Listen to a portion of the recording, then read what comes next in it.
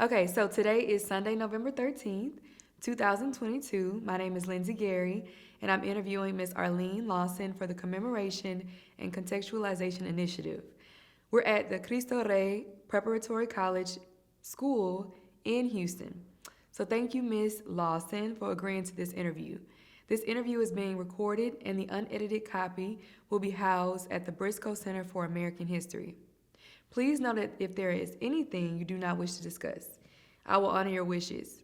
If there are topics you wish to discuss and I haven't asked about it, please do bring it up. Lastly, if we need to take a break to use the restroom or to get a drink of water, or any other reason, just let us know. So, let's get started. All right. Okay? So I know earlier you mentioned that you grew up in Houston, Texas. Yes. You grew up in 3rd Ward. So can you tell me a little bit about your childhood and your family? All right. My family had been in Houston probably, my grandfather came here probably in the early 20s. He was a doctor. He'd been a doctor in Temple, Texas. And this is on my father's side of the family. And he was one of the founding doctors of the first black hospital here in Houston. They called it the Houston Negro Hospital. At that time, blacks were not allowed in the white hospitals here in town. And of course, I grew up in a segregated community because segregation in terms of school segregation and other segregations had not come to Houston in my childhood.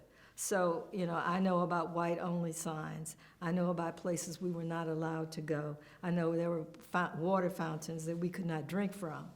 So I know all about that type of thing. The bus issue that you hear about in terms of the Southern experience, I don't remember that so much. But everything else that you read about in the South was certainly part of the Houston diaspora. Yes. And that experience.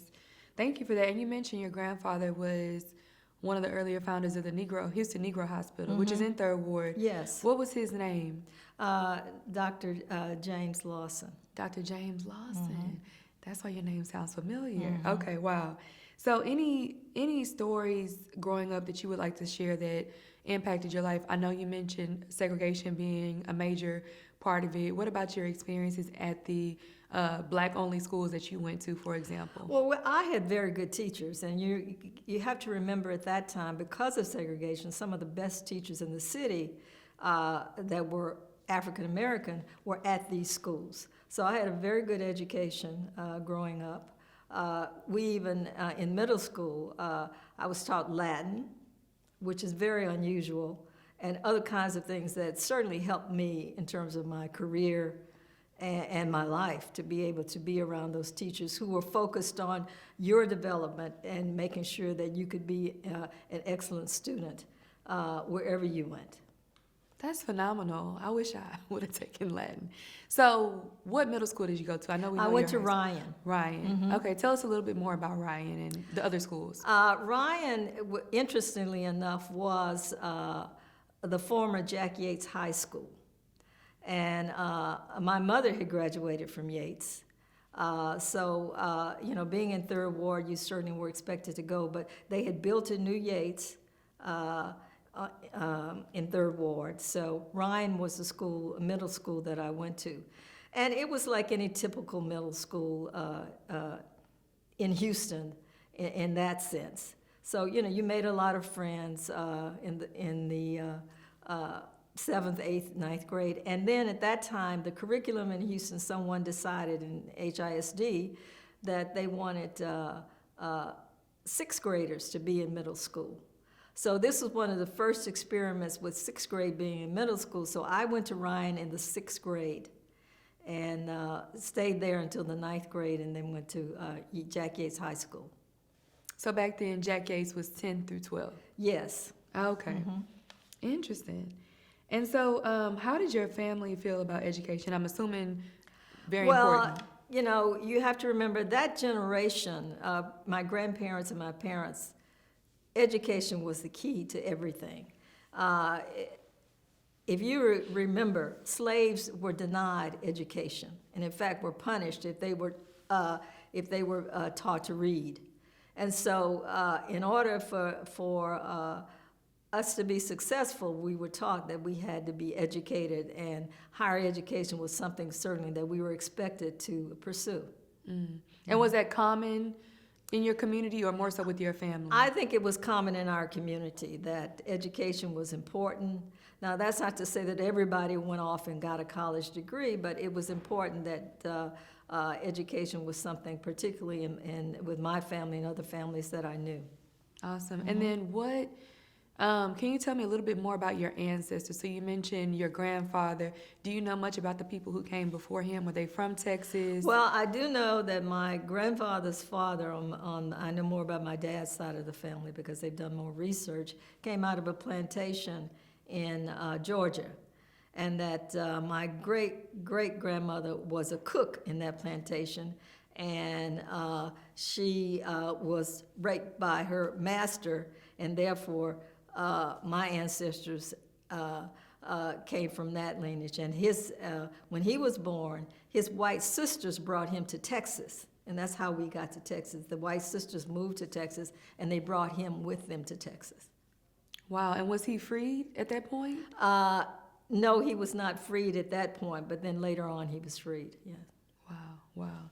Thank you for sharing that. So I imagine that, him and your other enslaved ancestors yearned for that, wanting that education, like the lack thereof. So Yes, and like I said, this was a prevailing a belief because we were denied, our generations ago, we were denied education that focused on education. Now, some of that has been lost over the years, but clearly this was something particularly still prevailing when I was in high school, yes.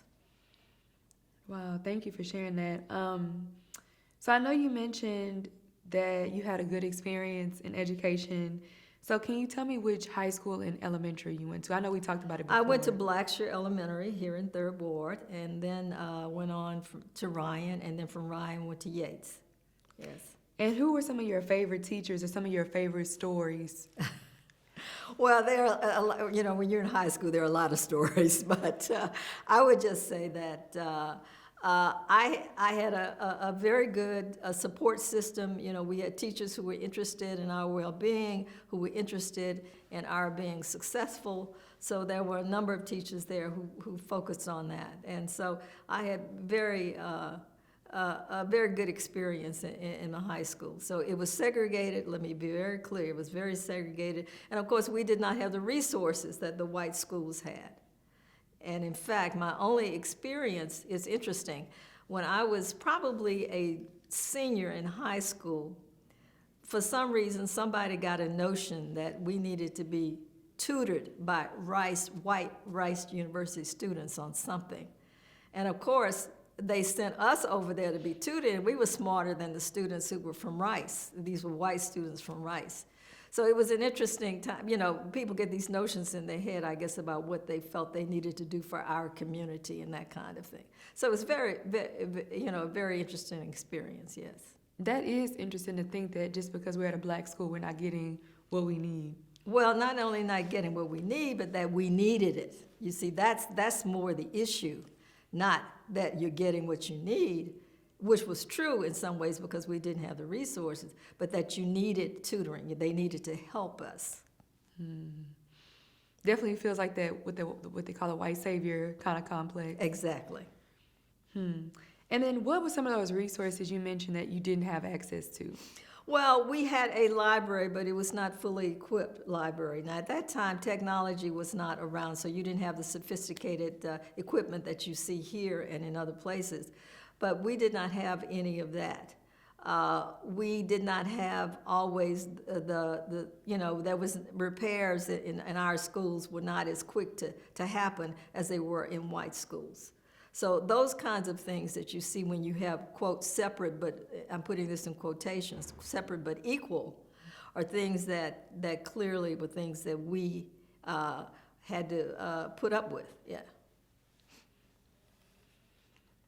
So you mentioned segregation. Mm-hmm. So how did that actually play a role in other race relations issues? How did that actually play a role in your immediate community? Well, there were places, for instance, my grandmother lived on Elgin Street.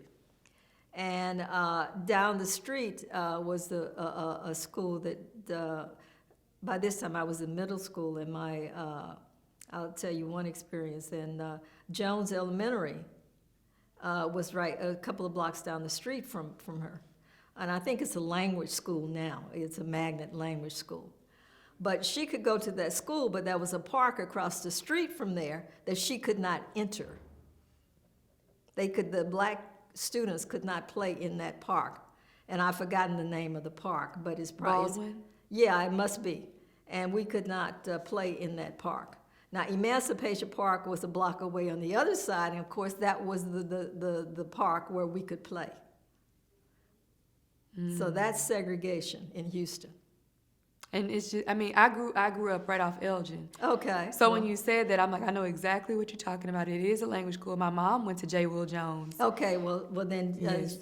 now probably, I don't know how old your mother is, but she probably might not have had that experience, but that's what segregation was about. You could not go to the movies. There was one black movie that you could go to. Things like that. Those were things that, you clearly had geography that was well defined, what you could go to and what you could not go to. What they call the race, space, and place.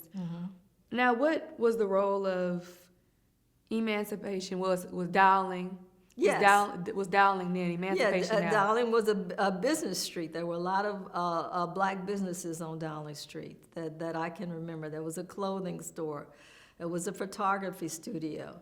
I can remember the barbershop on Elgin and Dowling. Yeah, and the El Dorado Ballroom was right up this was right a few blocks from my grandmother's house. So did you ever get a chance to go to El Dorado Ball? I went in there. By the time I was a teenager and could get in, it had passed its heyday. So it wasn't something but my uncles and, my uncles who were younger than my mother used to go there and have fun and dance and do all those things that the El Dorado Ballroom offered. But by the time that I was a teenager and was interested in things like that, its heyday had passed.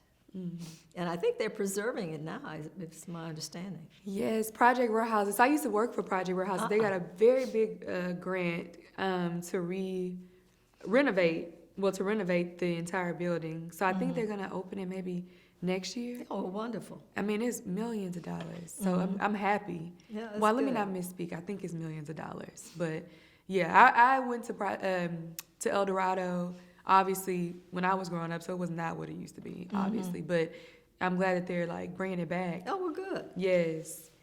That's amazing. I'm from Third Ward, so to hear this Third Ward history, I'm always like, yes, I love it. So, did you recall knowing about Heman Sweat and the Heman Sweat versus Painter Supreme Court case? No, I will tell you that as a teenager, no, I was not focused on that, so I don't remember that going on. And it's interesting because I found out about the University of Texas because my mother went there to take some certification courses because she wanted to be a librarian. And in the state of Texas, you had to have certain courses. And there were no other schools in Houston who were offering that, so she had to do a summer at the University of Texas. And so one weekend during the summer, she invited us up to the campus. And that's how I found out about the University of Texas and really probably focused my desire to want to go there. Oh, interesting. So what year, around what time period was this? I'm trying to remember. I had to be 12, 13, 14 years old. Okay, so that was around like early 60s? Yeah, it'd be the early 60s, yes. Okay, that's interesting. Now, I'm going to circle back to that point in a second Okay. about, how you found out about UT, because I know you mentioned that experience with your mother. What were other civil rights cases in the news that you were hearing growing up? Oh, Brown versus the Board of Education, the Little Rock Nine. So there were a number of things that were going on because by the time I became a teenager, a lot of those things, they were having sit-ins. Texas Southern students were sitting into the local drugstores here in town. I guess it would have been Woolworths. and all of those things were happening. I was a little bit younger and couldn't participate, but those Texas Southern students were beginning to do sit-ins and become more politically aware and the need to raise these issues to the public. Yes, Woolworths, that's where the Alameda post office is now. How did that make you feel, like seeing those things in the news and learning about, even if you couldn't participate, about what was happening around Well, you? it raised the level of awareness, and the fact that those things could impact me really were things that I really focused on. You knew that those struggles were going on. You heard about. I can remember even as a very young child when Emmett Till died. My family discussed, we had a family meal at one of my grandmother's house, and I can remember the adults discussing it. Now I was 6 or 7 years old, but I can remember being frightened that I might get killed because of what happened to him. So, and I get emotional talking about it now, but those things are things that stay with you. So yes, the level of awareness of who you are in this society and the society as it was back then is something that you don't forget and that you experience. And you have to, one of the things that you hear about now, the fact that black parents have to teach their children to be safe in this society is still the same. Our parents were teaching us those things. The people around us our village, as you say, were teaching us those things. And certainly, those are things that you carry with you. And it's unfortunate, but today you have to teach those things.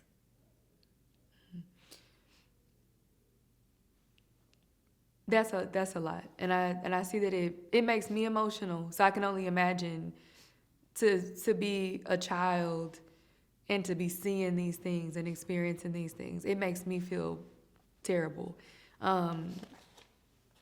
that you had to experience that.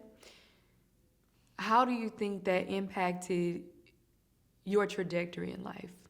Well, it certainly made me carry that wariness when I went to the University of Texas, because that was my first experience, with being in a majority white environment, because that was not something that I had been exposed to. And it's interesting that my classmates and I, a large number of whom went to white majority schools, were willing to take those risks, because that was risky for us coming from those segregated backgrounds, particularly for those who came from the South, to go to a campus like the University of Texas, where you are a very small minority. And we can talk about that later, what that was like.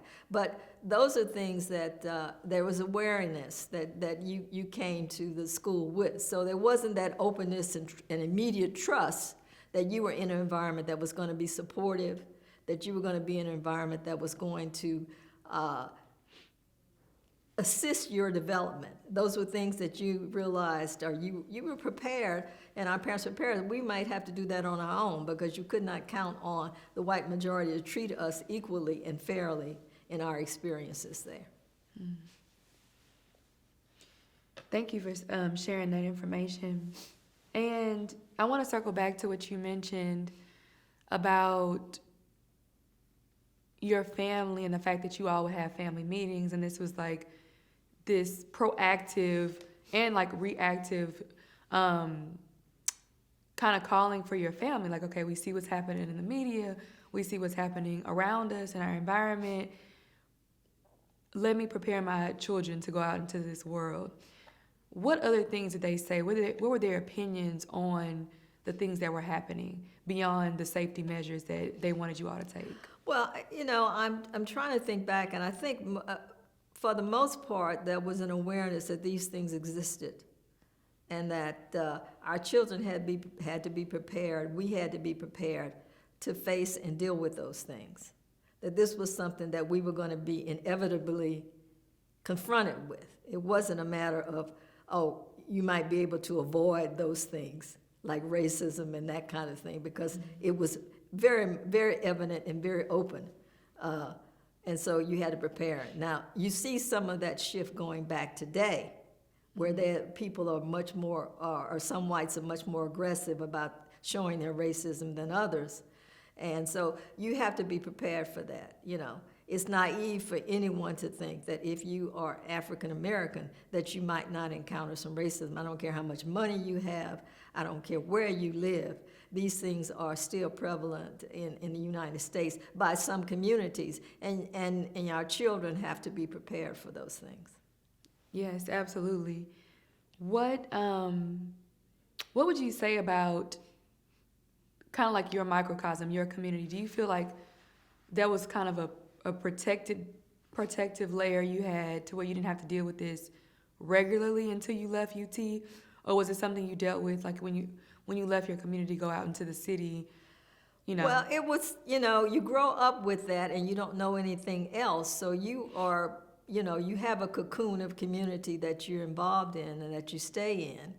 But clearly we weren't venturing out to a lot of white places where we weren't wanted. For instance, I was talking with one of my exercise instructors, and we were talking about the rodeo. Well, the rodeo was segregated for many, many, many years. You could not go. You could go to the parade and stand in the street and watch the parade, but you could not go to the rodeo. I will not go to the rodeo today because of that history. The carnival. They used to have a carnival that was associated with the rodeo, and I think they still do. That carnival they would not allow blacks in that carnival. They did have designated at some point, I think in the 60s, they designated a black night where blacks could come, only blacks. And my mother refused to let us go. But those are the kinds of things that this history, so when you talk about those things, now, I don't want to in any way paint a picture that is still going on today. But those were things that I grew up observing, participating in. So I understand that history, and while people want to wipe it out, it was there. And I wonder, it's interesting, a few weeks ago, a friend of mine who grew up in Dallas sent me something about the segregated state fair in Dallas. And I don't know too much about the state fair, but I know about it. Mm-hmm. And I was like, well, it makes sense. I mean, everything else was segregated because she was talking about the same thing. They had one night that they could go, the black people could go. And so I'm wondering, I know in Houston with our rodeo, we have Black Heritage Night. So I'm wondering if that's a legacy of the one day. It is, because the young lady who was quite young, much younger than me, went on to tell me that even the carnival has a Black Heritage Night. And she said, and that must be a leftover of that legacy. I said, it must be. I said, I didn't realize that. But yes, there was only one night blacks could go. And some of blacks want, but my mother said, no, we're not providing economic support for an organization that doesn't want you the rest of those days. Yeah. But I can remember the rodeo parade. Yeah, I did go to the rodeo parade a couple of times. I'm just really interested in that. The only reason I'm circling back to it is because it's something you rarely hear about. When we talk about segregation, it's more so about like the public. Well, that is the public, but more about schools and like stores and things. So to hear about this like leisurely, non kind of like necessity being segregated is very interesting, and I never thought about it. And I'm the connection between that Black Heritage Night. Now I'm over here like, oh my gosh, that's something we take pride in and didn't even know that history of it. So thank you for calling attention to that. So I want to take a moment. Do you need a break or anything? No, I'm fine. I want to take a moment to circle to your experience at UT, which I know you've alluded to a few things already. Mm-hmm. So you mentioned earlier that your mother was doing some classes there for her program. Mm-hmm. Tell me what was her occupation? She was a school librarian. In order to be certified in the state of Texas as a librarian, there were courses you had to take.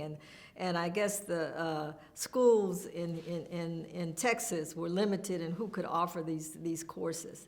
So she had to take 2 courses in order to be certified. So she went to UT for the summer, and like I said, that's how we got introduced to the campus. Now, of course, the dorms were not segregated, so she stayed at Almitra's Co-op, which was one of the few black houses that allowed black students to live in. So that's where she stayed as a temporary graduate student, summer student. That's where she stayed so she could complete those courses, yeah. And was that on campus? Almitra's Co-op was on campus. It's a storied building on the campus, and in fact, it has since been torn down, but the woman who ran it for many, many years now has been recognized by the University of Texas, and there were a number of students who it was still open when I went to school as a freshman at the University of Texas. I unfortunately did not get to live there because we applied late, so I had to live in a dormitory that was next to a small Episcopal church. And there were three of us. We were only three black students in this dorm. And they housed us together in a room. Okay, wow, that's a lot. So I want to circle back. I'm going to come back to the dorm experiences. Now, your mother, what was her experience being there? I know you mentioned She never talked much about it, so I couldn't tell you much about that. She got her certification, whatever it was, she got it, and she became a school librarian because she'd been a teacher previous to that. So she was able to successfully complete and certify those courses. So she didn't talk much about that experience at all. Yeah. Okay. Now, I'm interested because I know you said you were basically interested in UT after being there with your mother. So what about UT made you want to go there, knowing potentially the kind of things you would be up against? Why not a school like TSU that's in your community or another historically black college? I wanted to go away, and my parents could not afford to send me to the East Coast or places like that, so UT was a good choice in that respect. And you have to remember that during I graduated in '65, and schools were beginning to want more black students, particularly on the East Coast and the West Coast and places like that. So UT was even tentatively willing to accept some black students. So this was the reason, I can't think of anything else that really influenced that. And I felt like I knew something about UT because my mother had taken those two certification courses. Of course, that was very naive of me to think that, but at the time I thought I did, yes. Well, but at the same time, that's how a lot of people, decide on the school they want to go to, is their exposure to it. Right. And being that you had been on the campus, it makes sense. It's a big school, and to be there and see it, your mother went there, it makes sense that you were interested in it for sure. And what did you decide to study and why? Well, I really didn't have a lot of focus on what I wanted to do there. I liked English, so English was something I wanted to explore, and then the psychology bit was just something else that I decided I wanted to pick up. I did not think that I wanted to be an engineer or anything like that. I had classmates who did go into engineering, but that wasn't something I was interested in. And was it based off of what you liked previously? Yeah, what I'd like to do. I felt like it was something that I could succeed in, yes. And I liked to read at the time. I liked to read, still do, so. How were your experiences in those departments? So the English department, dealing with advisors and professors, psychology, and just the overall experience.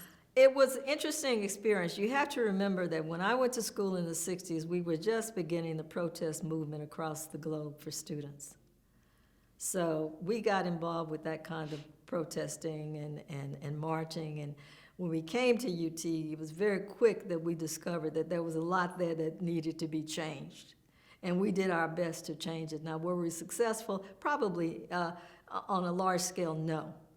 But we felt the need to protest things that were going on at UT that we felt needed to be changed. So in terms of the department, I was in the liberal arts school. And at that time, they had a dean whose name was Silber. Silber was a storied dean. He went on to become president of Boston University. But he was very liberal, as a matter of fact, which was unusual. I don't know why University of Texas hired him, because you had Board of Regents headed by Frank Irwin, who were very, very, very, very, very against a lot of what black students wanted or needed at the University of Texas. They didn't care about us or anything like that. There were no students on the football team who were athletes were not recruited to that school. On any athletics, there were no athletic blacks on scholarship. So they had no teams.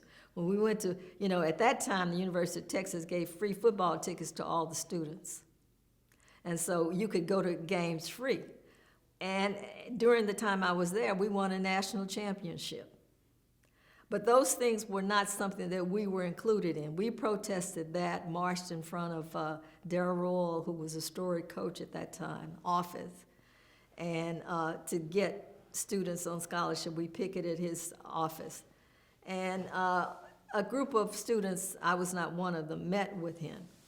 And his comment to them when we told him we wanted to get more students, more black students and black students on athletic scholarship was, "They won't let me." And so when I graduated from the University of Texas, we were all still very, very frustrated with what the university had done.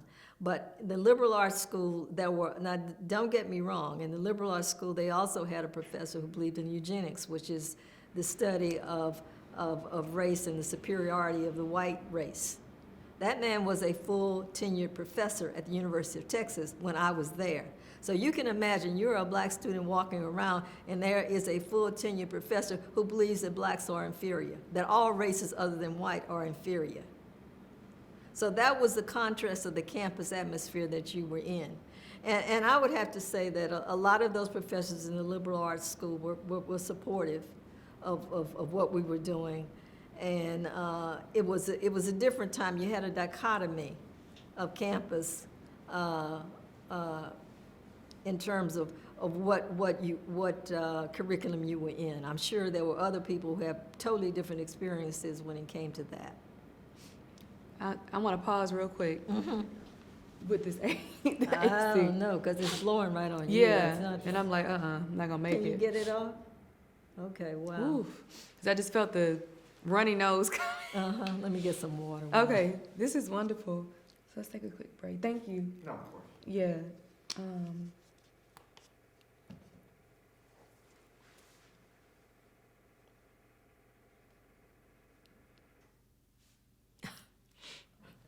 Yeah, I'm like, it was like All set? hanging Yeah. on to the very end. Okay, because you mentioned a lot, so I want to go through the different things. Did you want to finish that? Were you done with that statement? No, I was finished. Thank Okay, you. no problem. So, in terms of, so it's good to know that you didn't have too many racist experiences in your actual department. Well, Or there were did you? some departments where you had racist experience, and the grading system. Okay, No matter how hard you tried, you knew there were some classes where you would never get an A because you were a black student. And black students, they did not give A's to black students. And I had papers that I knew were probably at that level that I did not get, the grades that I thought I should have gotten. There were other classes. I took a class, the professor wore white suits like Kentucky Fried, what's Colonel Sanders? Colonel Sanders. He looked exactly like that, and he wore those to class. And you could tell he was very, very frightened of black students. If you went up to him and asked him a question, he would visibly tremble when you asked him a question. So we used to laugh about it among ourselves and say, something something he must have done something terrible to black people, because he was literally frightened. He would go pale white and he would tremble when you asked him a question. And of course, he gave us all A's, so we were happy. And we think that was more because he was frightened of us than he was anything else. But it was, it was a dichotomy of experience at the university. And I would just say that for the most part, we were busy protesting and doing other things, protesting the war, protesting so many things on the campus that we wanted to see happen. And of course, the dormitories were just beginning to be integrated, but like I said, there was no way, they still matched black with black and white with white and Asian with Asian and Hispanic with Hispanic. So there wasn't integration in the dorms the way it might be otherwise. So, okay, how do you feel about that? Do you feel that it was better? I don't have a strong opinion about it one way or the other. I think that was the way they thought they were integrating, and I use that in quotations at that time. The one thing that I would tell you about the University of Texas that was really could be disheartening was that you could go for a week on campus walking back and forth to your classes, and you may go for a week before the only other black person you saw was your roommate. And that was because at that time, the University of Texas did not have black faculty. They did not even have a lot of black staff. So it wasn't routine to see blacks on campus other than the black students, and we would just run into each other. We probably had around approximately 200 black students out of, at that time, it was probably 30,000, 40,000 students. So you look at that kind of margin, and the only time you saw blacks were, if you were walking to and from class, it depends on what kind of route. And it was a big campus, and I say that knowing that the geography was such that there wasn't a time when you would see black students at all. How was that coming from an all-black environment? It was an adjustment, to say the least, and I don't think we saw it as a challenge as much as it's just the way it was. And so one of the things that the black students then did at the University of Texas was when we did socialize, every black student was invited. They didn't have to come, but we did not have the segmented socialization that you probably see on campuses now with black students. Everybody, it didn't matter who you were, because there were so few of us, if there was something going on, everyone was invited. Yeah, because now you have, like the black athletes and then like the sorority people, and then you have the people that are like really politically engaged, Yes. Now, none of that, everyone was welcome. So you got to meet a broad spectrum of black students because we were all socializing together. So if there was a party, everybody was invited because there were so few of us. So it was much different than being at an HBCU in that, because, HBCUs, you see all the different types of black people. Right. And everybody has their, their clique. Their clique or whatever, yeah. It was very different in that sense. Now, that's not to say there weren't cliques, but clearly, at the university, if there was something social going on, everybody was invited. There was no such thing as excluding this group or that group. Very interesting.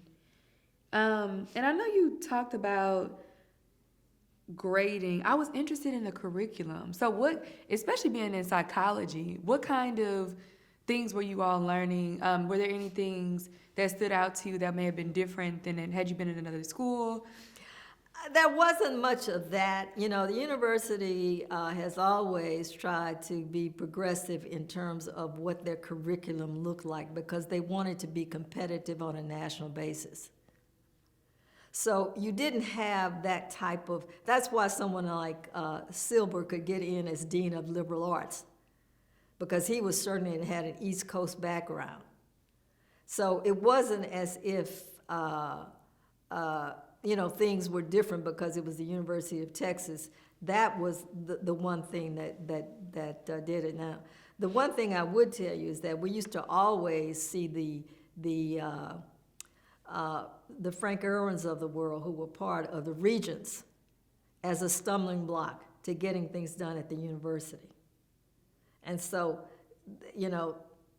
they talk about Frank Irwin, I think they've got buildings named after him and things like that. But he was one of the roadblocks on getting things, making progress on issues that black students were interested in. So he's a name that has stuck with me all these years because I do remember that he was one of the regents that was adamantly opposed to anything related to more integration of black students. Very interesting. What other types of things did you all protest? I know you mentioned the scholarships for black athletes. Well, you have to remember, at that time, Austin was segregated. Black students could not get apartments off the campus. You could not live off the campus. And so my friends and I were the first black students to get a campus apartment. Also, classmates of mine sued the city. They were the plaintiffs in the lawsuit that integrated housing in Austin. So these things were going on at the University of Texas, and you couldn't, we wanted to find an apartment. We went around and were turned down and were told very, very openly, don't get me wrong, because it wasn't against the law, we don't rent to black students. So we were going around and around and around and probably saw 10 or 12 apartments that we would have liked to have, but we couldn't because they did not rent to black students. And so we finally found a place. This little grandmotherly-like white woman decided to rent to us. And we were the first blacks to live off campus in a white neighborhood. And she had these, I think it was a unit, she had something like 6 or 7, well, she might have had 8 units. And she was willing to rent it, but we were the first.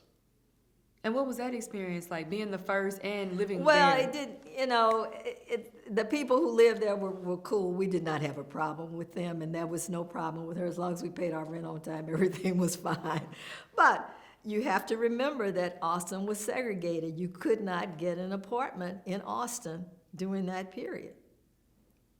And they had to sue the city, get integrated. Now, people forget all of that because Austin is such a liberal bastion now, but this is 1965, 66, 67, you couldn't get an apartment.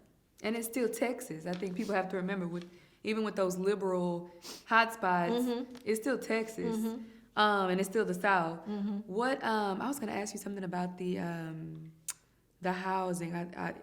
It left me for a moment. So I'll circle back when I can think of it. Now, what organizations were on campus that were assisting with this protest, or these protests you were hosting? Well, there wasn't, I don't remember much structure around the protest other than somehow word would get around campus that we were going to have a rally in this area, and everybody would show up. There were organizations, there were people. One of the things that my sister, who came after me at University of Texas, very much involved in the movement, and so I knew a lot of people who were involved in all kinds of things. And Che Guevara was a big hero at that time. But you had all kinds of people that you met who were Trotskyites, who were Leninists, who were all kinds of things. And so when I got to corporate America, I used to laugh about it. And globalization came in. I used to laugh and say, look, I know about globalization because in the movement, it was a global movement. And there were international students who were talking about things that that talked about poverty and the kinds of things that needed to be done. So those kinds of things were there at the University of Texas because they had an international student body. And you became friends with all of these people who had different viewpoints than you, but certainly had a focus, wanted change and that kind of thing. So I laugh about it now. A lot of these terms corporations are using were in the movement in the 60s. And so you see those things carry over, and you have to chuckle about them now, but certainly those were the things that were talked about. In fact, I went to Cuba a few years ago, and one of the things I did was we visited Che Guevara's. They have a big monument to Che Guevara. Well, he is a huge hero in Cuba. And we went there, and I took pictures and sent them to all my friends in the movement and said, look where I am.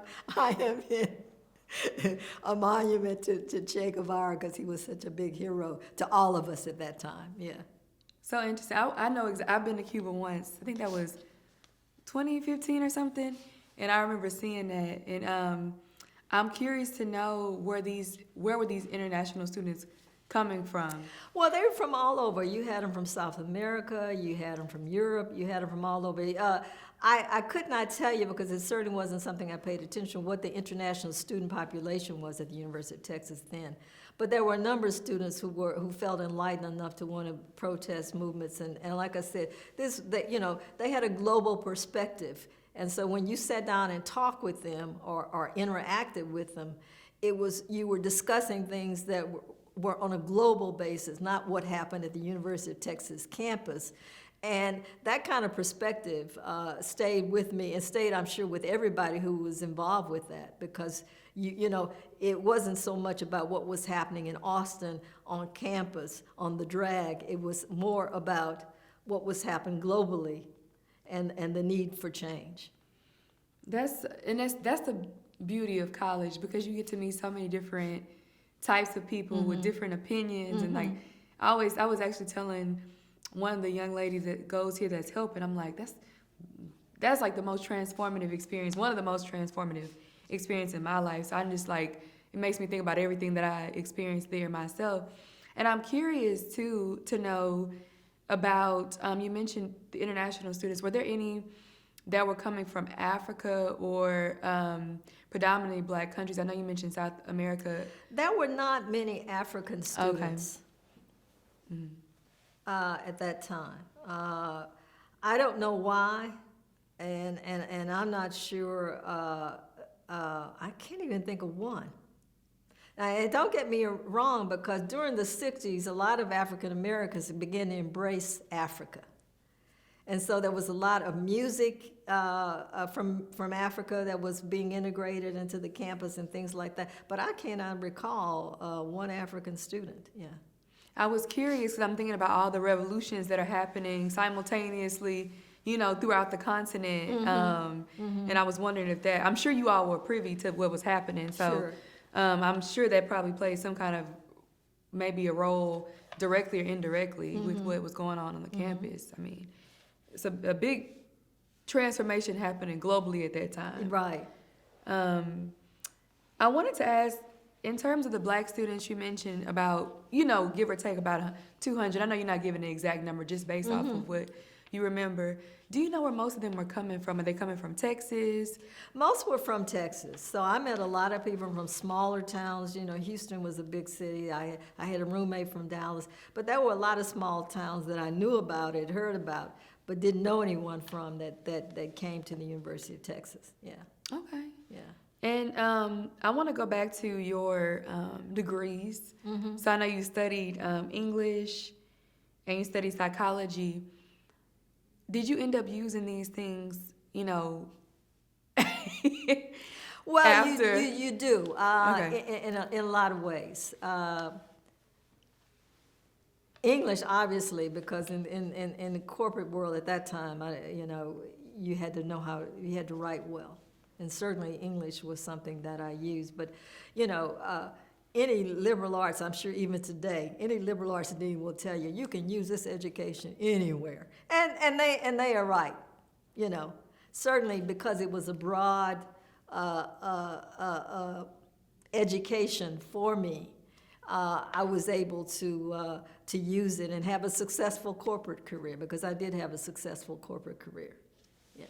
So tell me a little bit about that. Like, where did you begin working after you graduated? And after those things?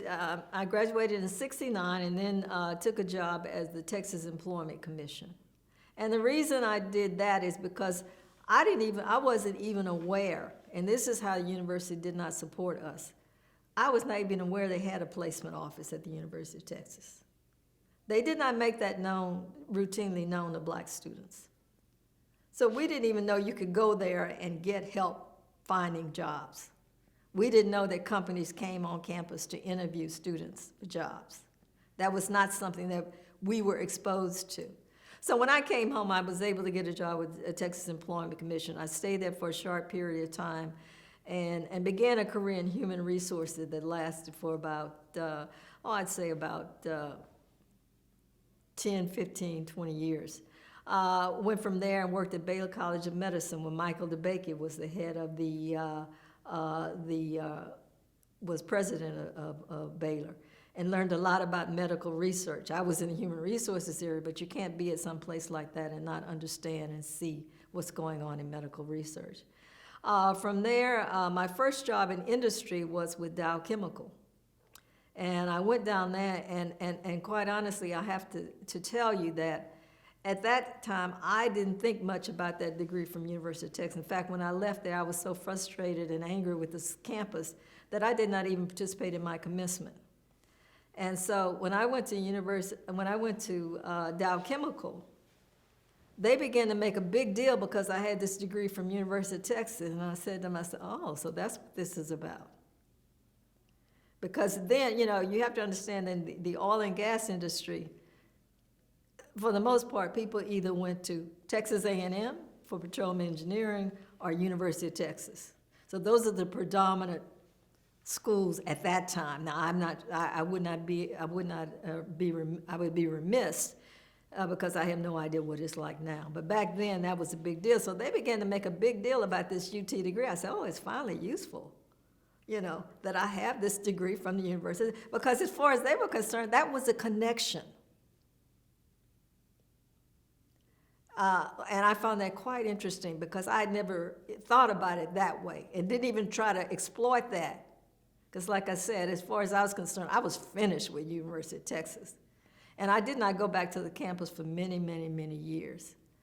And the reason I went back was because I was working from Dow, I went to TRW, and from TRW, I went to Mobile. And when I went to Mobile, I advanced through several jobs and became manager of college recruiting for Mobile. And that was the first time I stepped back on the University of Texas campus, was then.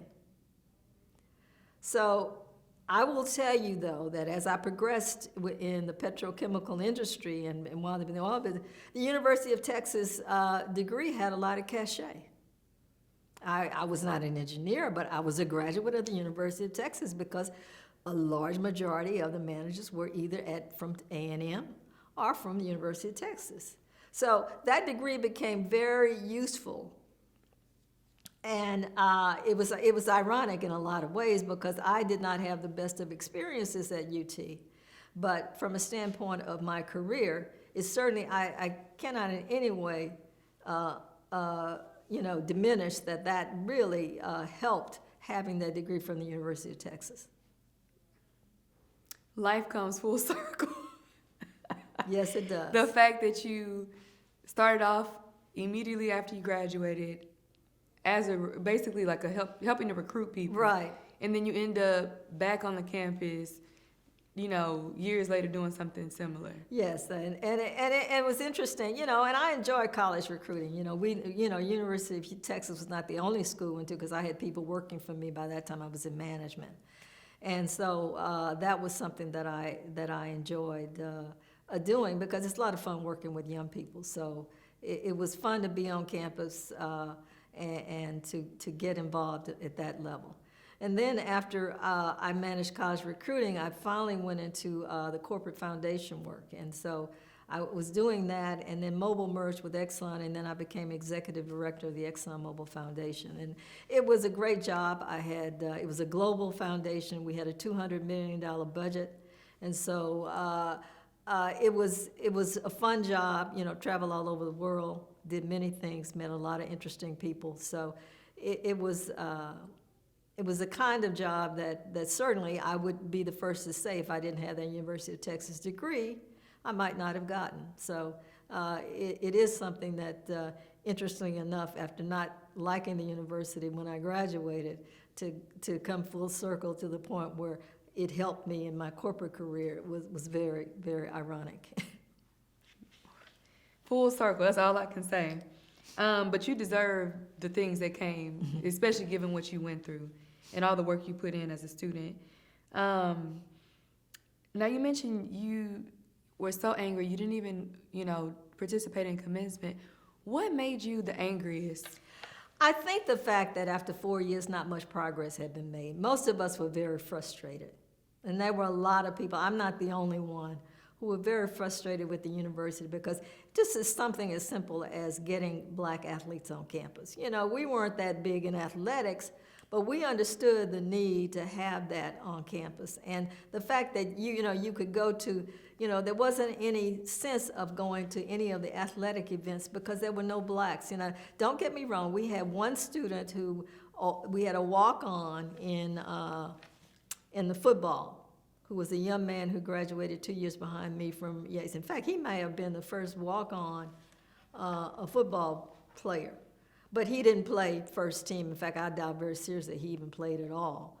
But he was a walk-on. And then we had one student who ran track at the University of Texas. And so, but he wasn't on any kind of athletic scholarship, but he did run track, and he was on the team.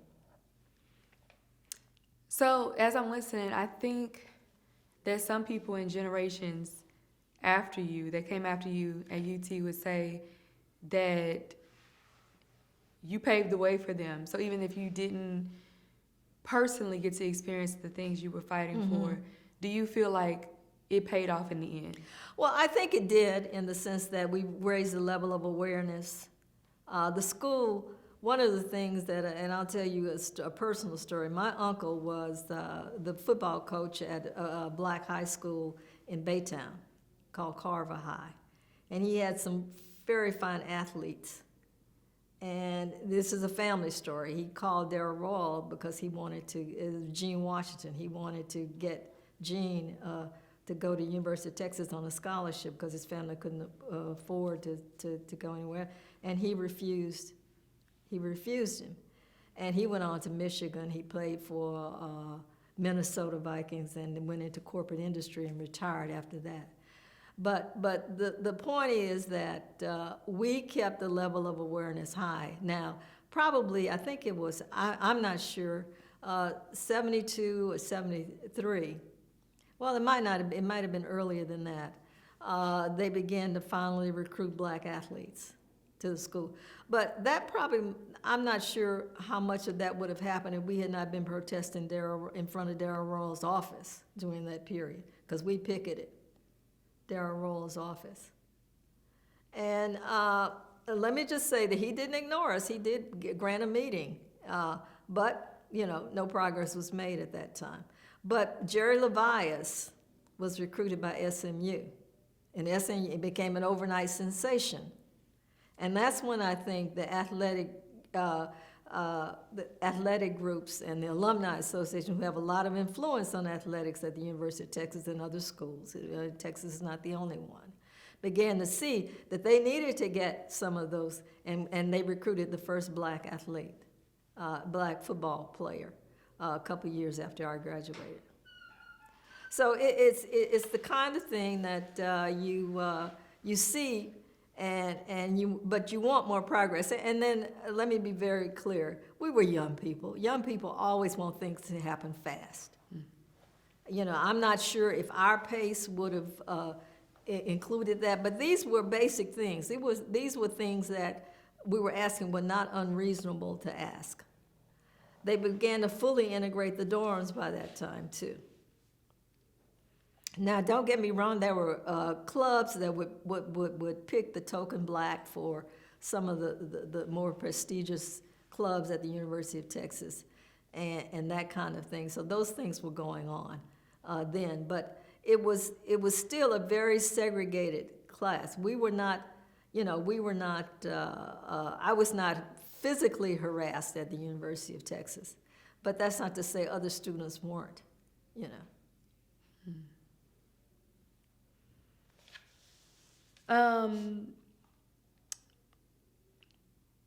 Yes, I'm just processing what you're saying, because you had so much, you had reason, to be angry. I think a lot of times we act like people don't have the right to have anger, but I mean, you had every right. And I will say, from what I'm hearing, I think that there are so many people who would say that y'all paved the way, and it's unfortunate that you all didn't get to experience those things, because even though young people want things quickly, it should have happened while y'all were there. Oh, it should have happened before we were there. Exactly. It should have happened during Mamie's time. Mm-hmm. It shouldn't have been like that in the first place, right? Exactly. And she went through a whole lot more than I did, because that was during the time when they were spitting, throwing, and doing all kinds of things to the black students at the University of Texas. Now, when I got there, that had calmed down a bit. And what you saw was, it was almost like you were ignored on campus. You know, nobody was interested in what you had to say, but there was a quiet tolerance that that our presence was there. Yes. Were a lot of the black students, how were they able to finance being there? Were they on scholarships or? Well, most of the time, you have to remember in the 60s, the tuitions per semester was $50. Now, draws drop now. But then you could afford, it was a state school. You could afford to go there. Anyone who could get in could afford to get there. Now, that's just tuition. But think about that. And as someone who later on managed college recruiting 20 years later, 30 years later, it's amazing how much schools cost today. But that was not an issue. It was a matter of, could you get into the school? Did you score enough on these tests? Because the tests were not segregated. You had to take the SAT to get into the University of Texas. And so the tests were not segregated. And there was no affirmative action when I got in, because those laws were not on the books by that time, you know. And what you say that to? I was like, just for my own $50? $50, that's all it costs per semester. Now, that did not include the living costs, but that's when it was reasonable. So if you could get in, you could afford, most people could afford to pay that tuition. I'm blown away. I'm sorry. I'm so blown away. You also mentioned some of the things you all were fighting for, and I know some of this may have come later, but were there any fights for like Black Studies or, because I know there's a department We now. protested, one of the things we protested was having black faculty, because there was no one at that time. And I think while I was there, they did hire one professor. I think, and I don't know if it was right after I graduated or as a senior, they hired a black professor. But that was one of the things that we were frustrated about, that there wasn't any black faculty. Now, obviously there were no staff members, and there was certainly no black staff on athletics, in the athletic departments. But one of the major things we protested was there were no black faculty. Yeah. So given all these experiences that you've shared, at being a student there, did they already have a reputation for these things that you knew about before you went to the school? Yes, they did. But then you have to remember, this was the prevailing wherever you went. This was not something that was unique to UT. Every school in Texas, every higher education school in Texas had the same issues. So it wasn't a matter, I'm coming to UT and it's going to be different here than it is at A&M, as it is at TCU, as it is at SMU. It was the same everywhere we went, because the state of Texas, segregation was still a prevailing norm. And so having black professors, having black athletes on scholarships, having blacks on staff at the university was not something that was prevailing on any of those campuses. I'm glad you brought that point up. I think people, even in Houston, people forget, like, U of H, Rice, this is still the South. And even if it wasn't the South, this was happening across the country. Now, I wanted to ask you, did you come with any friends? I had fellow classmates who came to UT with me, yes. Okay. And I had friends who were there ahead of me. So so there were people that I knew that I knew locally or had grown up with that were at University of Texas when I got there. Blacks who were there when I got there, and blacks that came there with me. and who went on, some of whom went on and got degrees and were very successful, yeah. Now, how did your expectations, because I imagine having, friends there helped a lot. How did your expectations differ from your actual experiences, or were they more so the same? Well, like I said, I was not naive in terms of how I felt I might be treated. I knew that there was a chance that I might be mistreated, and that there were obstacles that I was going to have to face as a student in order to get that degree. I was determined to get it, but also you get involved in other things. But I don't think it was something that I did not have. I did not even think about those things in quite that way, in terms of having expectations of how I was going to be treated. I had come out of a segregated background. I knew that there were many, many whites who did not support integration. I knew that Sweat had to sue and the things that he went through to get there at the university. So so it was not something that I had any expectations that I might be treated differently, or that things might, and I wasn't disappointed about that, because one of the things that particularly then for black students who were going into those, coming from segregation and going to those integrated environments, we were not naive enough to think that somehow things were all going to be right just because the laws had been passed or some lawsuit had been won. Those kinds of things did not in any way mean anything, because you saw the experience across the country. Later on in my corporate life, I had a chance to meet a lot of the Little Rock Nine, the people who integrated that high school, and the things that they went through, and having talked with them about those kinds of things, the things that they went through.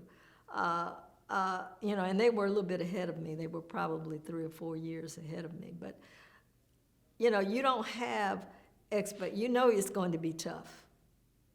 And your parents prepare you for that. Your family prepares you for that. The village that raises you prepared you for that. So those were things that you knew. And so you weren't going in with rose-colored glasses thinking, now I'm here and it's all going to be fine. I'm not going to have any issues related to race. I'm not going to have any issues related to the fact that I'm a black person coming to this majority white university. Mm. What kind of safety measures did you and your friends, did y'all put anything like that into place? Well, we, at that time, it wasn't as risky as, say, doing other times. I mean, during earlier times. But by the time we got there, as I said, things had quieted down a bit in terms of the protests about black students, because I think the large white majority began to understand that the blacks were here to stay, and they were going to never outnumber the whites. So there wasn't a high risk of that. So we didn't have that. That didn't become an issue for us in that sense. And the university, did not, while they did not go out of their way to make sure black students were protected, we didn't have the same issues that, say, someone like Mamie, who was on the first undergraduate class, and they were spit upon, the things were thrown at them, all kinds of things that she went through as a student. We didn't have to go through that. It was more like we were ignored. We were there, you don't need to do anything with them, Mm-hmm. So while you were in college, did you work? No, I did not work. Was there a reason why? My mother would probably say she probably needed to, but no, there weren't that many jobs available. You have to understand something too. The commerce was related to the campus. They weren't hiring blacks. There were no blacks on staff.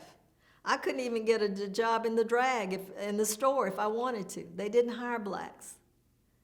So you have to understand that there wasn't a lot of opportunity for black students in terms of employment, because they didn't do that. What were your, I know you mentioned a few professors especially the Colonel Sanders looking one, it just, the fear. What about the other students? Like, what were the interactions with the white students? Well, for the most part, they ignored you. For Even the in most class? part, even in class, for the most part, they ignored you. I lived in a dorm that was majority, only 3 blacks and probably had I'd say probably 60 of more so white students. And they were fine. I mean, there was, they didn't do a lot to become very friendly with you, but they didn't go out of their way to mistreat you. They were just, we were just there. And the whites that you did get to know were fine, were fine, and those are the ones that wanted to know you. So it wasn't as if it was something that you would get mistreated. Now, my sister came behind me at the University of Texas, and when she went to her integrated dom, that one of the white girls spit on her. So those things were still happening on campus at the university. But again, it was the kind of thing that it didn't, it was something that the university didn't put a lot of emphasis on. And so there wasn't much effort at all to integrate us on campus. So we were just there. We were like the extra baggage that the university had to carry because they were complying with the law. What was the role in your sorority? You want to tell us about that? Well, the sorority, now, one of the reasons I wanted to join the sorority because I was a legacy. My mother was an AKA. And so that was one of the reasons I pledged the sorority. So the sorority was just another way of making connection with other black students that you were closer to because you were in the sorority and that kind of thing. The sorority, Greek life was not well integrated on campus. I mean, black and white Greek life, it was totally separate. I'll never forget I had, you were asking, did I know many of the whites? And there were these 2, and I'll tell you another story about Farrah Fawcett, because she was in my freshman class. But anyway, we were, I happened to run into them, one of the things about the university, the campus was so large that once you, in freshman English, everybody's integrated. I'll go ahead and tell this story.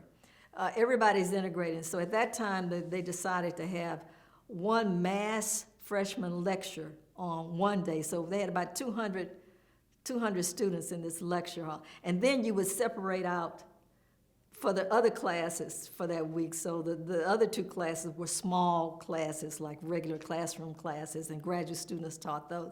But they would do a big lecture. So one day we were all sitting in this big lecture hall. I think it may have been the first or second time we were in this big hall. And all of a sudden, 200 people milling around talking, and all of a sudden a hush comes over the room. So I turn around, and these 2 guys are sitting next to me. I said, what's going on? And they said, oh, it's Farrah Fawcett. I said, what do you mean it's Farrah Fawcett?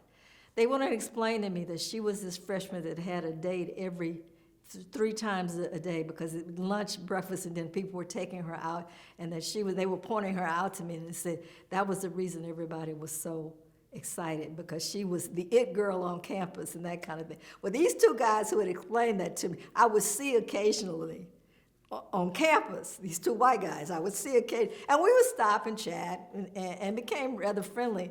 And I'll never forget, one day I was standing in front of Almitra's Co-op, and they were driving by, and they stopped to say hello. And they were talking, and we got to talking about exams. And they went on to tell me that their fraternity, they went in fraternity, they were classic white students at the university. They went on, and that they had a copy of every test every professor had ever given at the University of Texas, their fraternity. And so therefore, they had no problem making great grades because they had every exam there was to have. And my jaw just dropped, and they laughed at me. They said, Arleen, you don't know about that? I said, no, we don't have anything. The black students didn't have access to that. The other thing is, of course, we were all underage. None of us were 21. And they had all this beer in their car. And they said, Arleen, why don't you take a beer? I said, no. I said, and I went on to explain it. I said, you can get away with that because there were allowances for white students who would get drunk particularly male white students, and they would get a pass. I say, I walk around with this beer can, I'm arrested. And we laughed about it, but it was the truth. And so those guys, those guys had a different experience. And then, too, the other thing, I didn't see them that often at that because they were business majors, and that was the other side of campus, so I never saw those guys much after that. But those are the kind of things that contrast how the students were held. The other thing was white fraternities, Sammy's, the Sigma Alpha Epsilon, I think is what it is. I don't remember which one. I may get the Greek name wrong. But they were still having blackface parties. You have to remember, these were times when they were very comfortable doing that at the university. So that was the atmosphere we were walking around in during that time. So it was very, very, like I said, by the time I graduated, we were all very frustrated because we didn't see much progress. And so there were a lot of students who were like me in the sense of being angry about it. Now, not all of them. I'm sure some of them may have attended their commencement. I did not, but How did your family feel that you didn't attend? They were disappointed, but I told them I wasn't doing it. I refused to do it. That was me participating on a level that I didn't think the university needed me to participate in. Nor did they didn't treat me as if they wanted me to be there. So why should I participate in the commencement activity? Now, was that right or wrong? Who knows?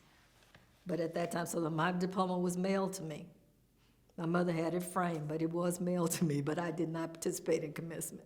And I wonder what would have happened, like, what would have been the reaction of everybody in the audience, to seeing the black people go across the stage. I don't know. I didn't think about that perspective. I probably should have done it for that, but I didn't think about it from that perspective at all. I was just so personally frustrated that I decided, no, I'm not doing this. That's definitely, I know my dad, same way. When he graduated from U of H, he said he ain't walk across that stage. So it's interesting. Mm-hmm. But can we take a quick break? Sure. Okay, I just want to drink a little bit more water than what I was drinking. Let me get out from under these lights. Yeah, To burn my eyes. Is it possible that we can turn one of those down, that one down? Or at least for the break purposes? Yeah, for the break. Okay, yeah. Because my little left eye is, Yeah, mine is black. she's struggling. Yeah. She don't know. Wow.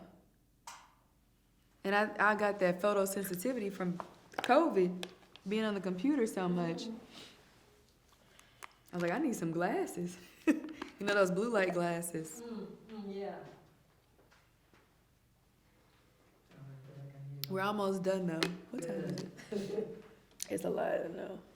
Yeah, it's been about an hour 15. Yeah, around there. Yeah. I'm gonna eat a little bit of my banana.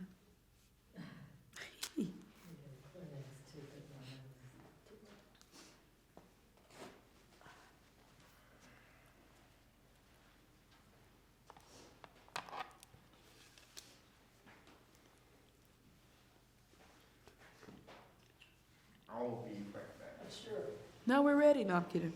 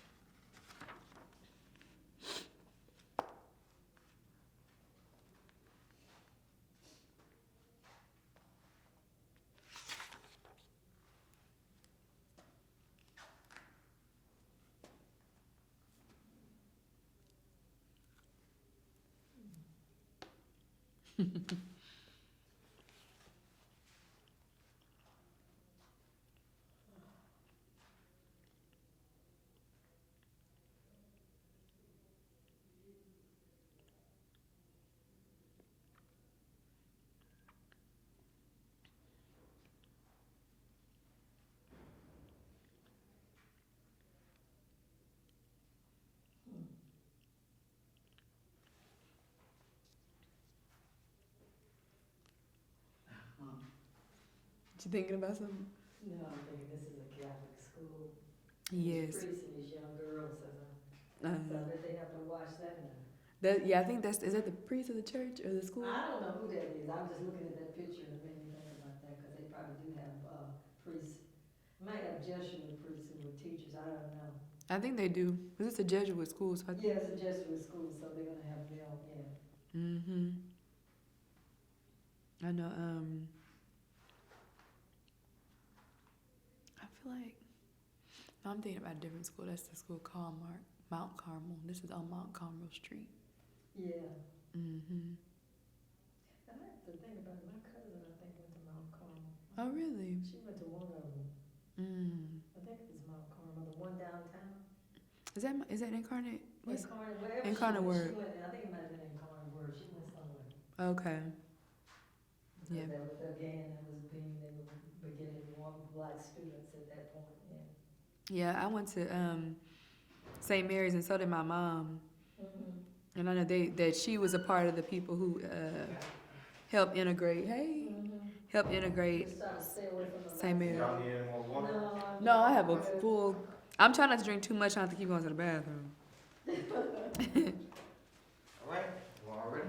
Okay, let me just finish this little bite, Yeah, take and your then time. we can start.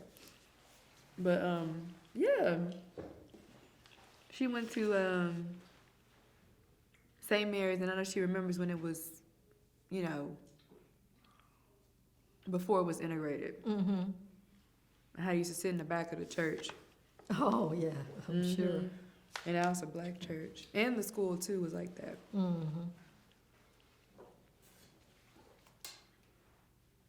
And did she go to St. Mary's before she went to J. Will Jones, or after?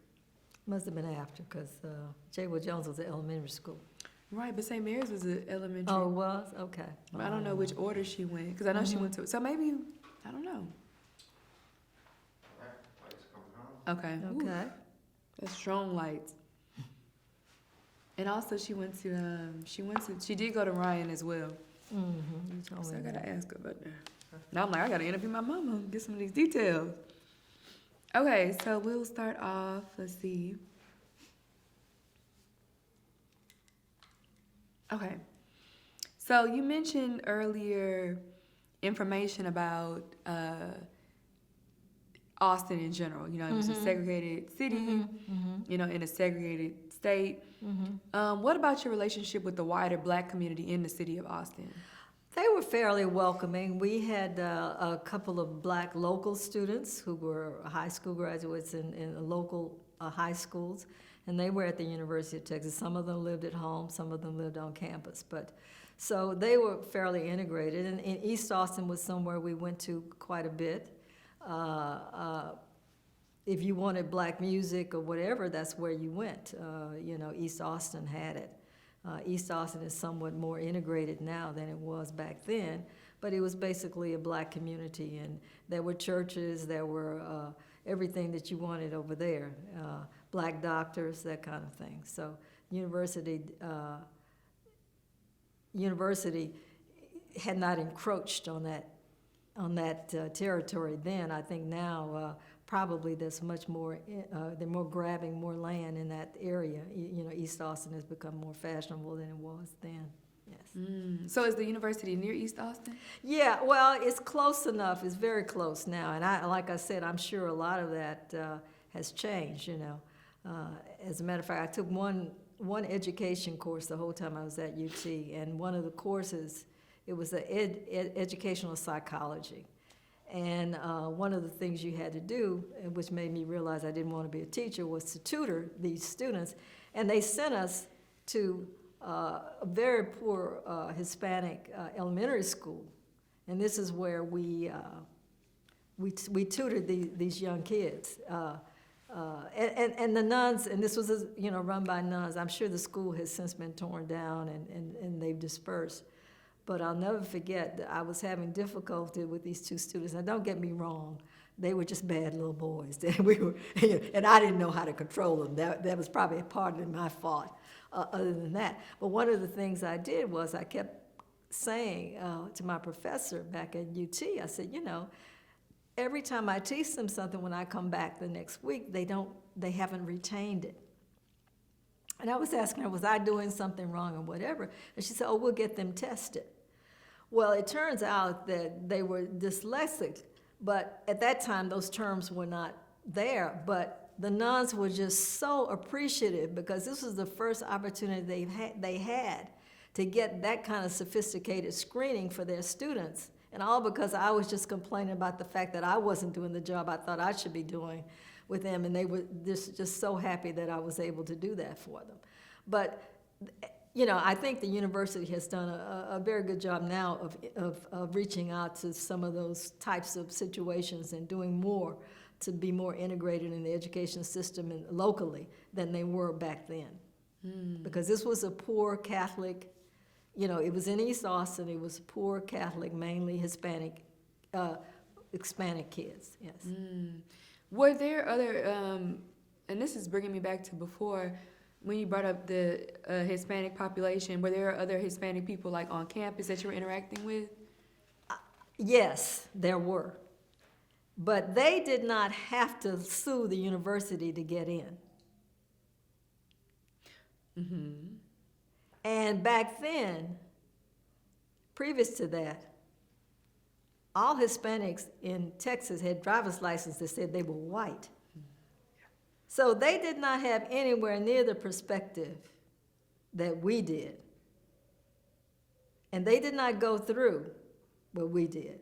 So they were much more integrated on campus. You would see Hispanic staff, but you would not see black staff. So I think it's important that people understand the history of Hispanics in Texas, and people don't talk about this. But I can remember when I entered the workforce, there were lots of Hispanics that didn't want their children to speak Spanish because they felt more white than they did. And a lot of that had to do with the fact that there was not a designation for Hispanics. So they were integrated into the university without much of a problem. Now, were they athletic? I don't remember. I don't remember that. But from a standpoint of being students at the university, they didn't have those issues. Yeah, and I'm so glad you say that, because a lot of people don't know, like you said, that it really depends on the skin color. You know, now if you have somebody that's a dark-skinned Cuban, they're going to put them most likely in the black category. But a lot of, you know, Hispanics at the time were considered white. And even my mom talks about the first 3 days of school, for high school, she was at Yates. And I think she started high school in maybe 69. And then literally the first week of school, like the fourth day of school or whatever, they announced all the kids that would be going to Stephen F. Austin, even though her older brother went to Yates in the same house. And I remember she said that at her high school, there were, you know, a lot of, you know, Hispanics or Latinos. And she mentioned how they were qualified as white, and that's how they integrated the school, was by, you know, saying that there was white and black, but it was really mostly Hispanic and black, but they were qualified as white. So it's interesting that you... Now, what were your experiences with the Hispanic students there? Were they... The only Hispanic people that I interacted with were the students that were in the movement. Okay. I didn't have much interaction with Hispanics like from Texas who were at the school. And that's not to say that they weren't doing things. I had to be honest and tell you that I just didn't have much interaction with Hispanics other than the ones who were in the movement, who were focused on global issues, that type of thing. Very interesting. I'm so glad you brought that up. Now, you mentioned doing some other things outside of the university and, you know, in the you know, East Austin community. Were there any churches that you participated in? No. We did do a lot of, our sorority did do community work in East Austin. We did not try to do things, you know, when our outreach happened in terms of the sorority saying we needed to do things in the community, we did things in East Austin. In fact, you'll look on the yearbooks and you'll see us interacting with children. All those kids are from East Austin. And we went back to to our neighborhoods to do things with those kids. The other thing that I would mention that is that I had friends at Houston Tillotson, which was the HBCU down the street. And I had friends that I'd gone to high school and grown up with who were at the HBCU. So we would go over there at times, you know. I meant to ask you about that earlier too. Yeah. In fact, I can remember the last time we had a precursors meeting at the University of Texas. We had one friend who brought a friend who had gone to HBCU.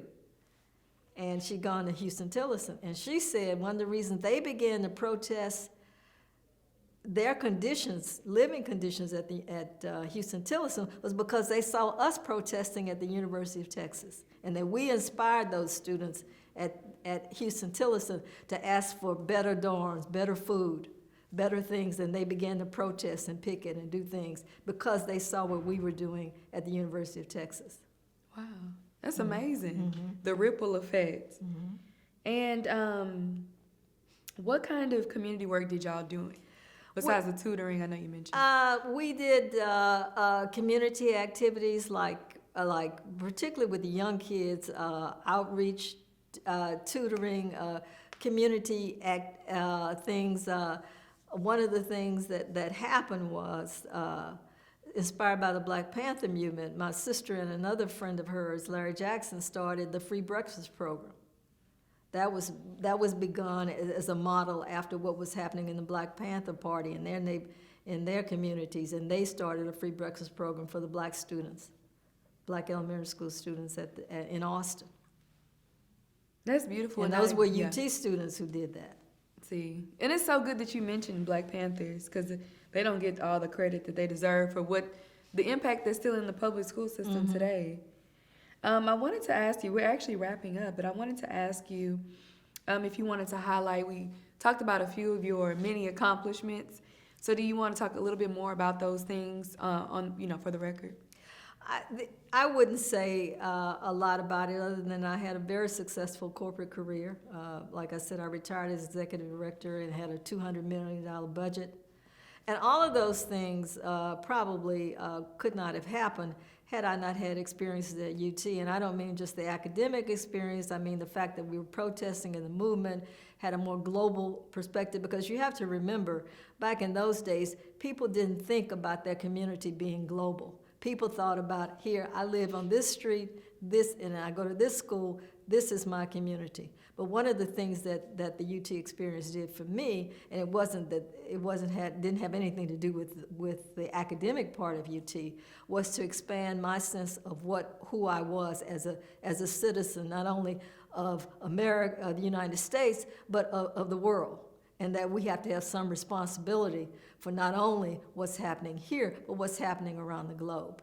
So those kinds of things helped me have a successful corporate career. And you never, it's funny, you never lose those things that you experience, and you figure out a way to integrate them in your perspective as you move forward in life. Right. These are the non-tangible things you get from being, it's not just about, did I, am I going to use my business major? It's so much more. And I like that you said that it's global, because there's, not only were you seeing it in that direction, but it's also, you're seeing that what's happening locally is impacted by what's happening in the world. So that's so powerful. Is there any advice that you would give, any lessons that you learned, any advice that you would give future generations or those who are currently, Black and at UT? I would just tell them to be open to experience things outside of their groups. Sometimes, and particularly now, like I said, where there are cliques that are formed, and you can go through a track at the university where for your 4 years, you're only involved with the athletic part, or you're only involved with the sorority part, or you're only involved with the academic part, or you're only involved with the activist part. That to make a point, particularly in those years where it costs you nothing, to expand your horizons and take a look at a lot of different things, because you never know when you might need those things or what it will shape your view of the world. And it's important that you do that, because those 4 years are probably the last 4 years that you will have the leisure to do that. After that, you're trying to find a job, you may get married, you have family, you have commitments, but those 4 years are precious in that sense. So look at it as a way to expand who you are as a person, because in the end, those kind of lessons and interactions and experiences will really help you as you move forward in your life and your career. I couldn't agree more with that. Is there anything else, any other memories, experiences, thoughts, just final comments that you have? I don't have any. Like I said, the university shaped me in a lot of ways, and I'd be the first to say that. Do I regret going that? No. Was I angry and frustrated when I left? Yes. But I think that overall, as I come back to the campus now, and I am active with the Precursors, as I come back to the campus now, I know that there's a commitment on the campus today to try to do more in terms of integrating the black students in the university experience and being more conscious of that, and certainly the more conscious of trying to do a better job of recruitment. I know that there are people there that are very much committed to that, and by that I mean the leadership of the University of Texas. I can't comment on the regents because I don't know a lot about them, but certainly I know the leadership at the university is really committed to that. And if they keep that commitment, I think that things will be better. I think that one of the things that UT has to do, though, is that as those students come in, there is going to be a need to keep the connections that you make to recruit them in, to sustain that once they get on campus. Because one of the things that can happen is you recruit them there, and then that's it. But there's a need to have some sort of continuity when they're in campus. And someone may be struggling, but you wouldn't know it because there isn't the connection isn't there to keep up with that. So I think that that's something that needs to be done. And I don't know, I'd be very much remiss if I said I had all the solutions to how you do that. But I do think there's a need to have some sort of connection beyond the recruitment process to help those students be successful so that in 4 years they do graduate. And they do become good citizens and also good ambassadors for the University of Texas. Mm-hmm. Well, this has been so phenomenal. You definitely, and along with everybody else, who's been interviewed, definitely made history, and you continue to be active and continue to make history, sharing your story. So I just want to thank you. It's inspiring for me. And just thank you for, your contributions. Thank you. It's really awesome, and I'm humbled to listen to what you have to say. Thank you. You're welcome.